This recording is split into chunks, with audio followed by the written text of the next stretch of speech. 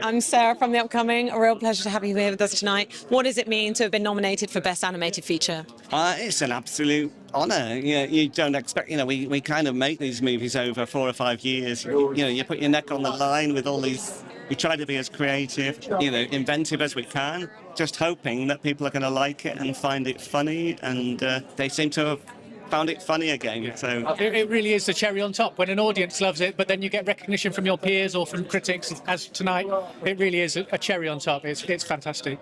And I grew up watching, The Wrong Trousers, Close Shave. I was, feels like very much part of my childhood. What I think seems amazing is it's a whole new generation now that are being introduced to it. What does that mean to you too? Yeah, it's very important because, people talk about how they've grown up with Wallace and Gromit, which I think, my goodness, is it that long ago? So it's great to have young people coming up all the time saying that was my childhood, and now their children are all seeing it. And you're looking at the viewing figures and everything. It's been absolutely overwhelming.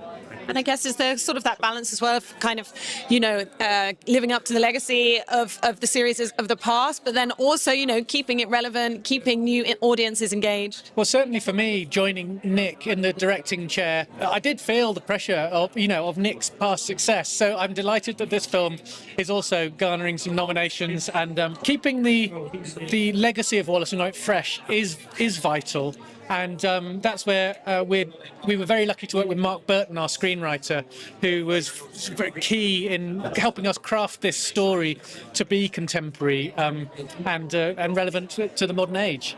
And I was talking to the director of Memoir of a Snail the other day, actually, and we were talking sort of about them, about stop motion animation, how I guess maybe you could say it kind of went out of fashion for a bit with the advent of, so many things you can do with CGI in terms of animation, but it's kind of having a bit of a comeback. And maybe in this world of AI, people are really sort of relishing things that look tangible, that have had so much love and care put into them. Was that something you would agree with?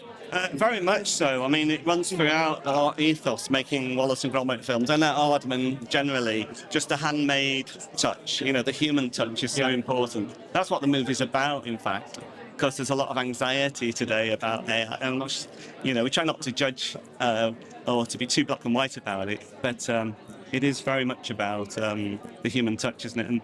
And that balance, life technology balance. And in our film you can see the fingerprints of the animators on the characters, and that really is vital to us as filmmakers. You can see that it's handmade.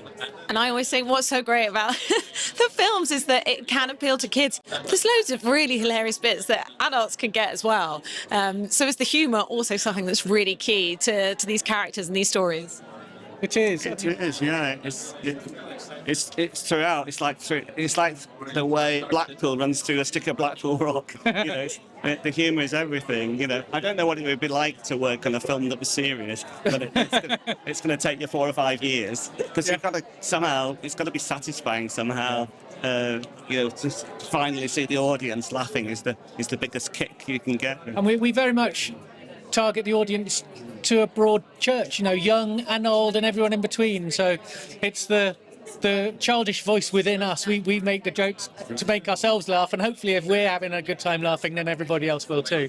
And what's going to be next for Wallace and Gromit on their adventures? Do you know yet? Going to have a good lie down. Yeah. I know that's not very exciting, but always maybe it's we that need that. But there's always ideas simmering away. Yeah. So watch this space. Yeah. Ballpark, how long does it take from first idea to seeing it on screen? This one took about 4 or 5 years. Yeah. From the beginning to the end. The animation itself takes about 15 months to shoot, but there's an awful lot goes into building and modelling and storyboarding and writing. See you in 4 or 5 years. Thanks so much. Best of luck for tonight. Congratulations on the film. Cheers. Sorry to talk to you. Thank you.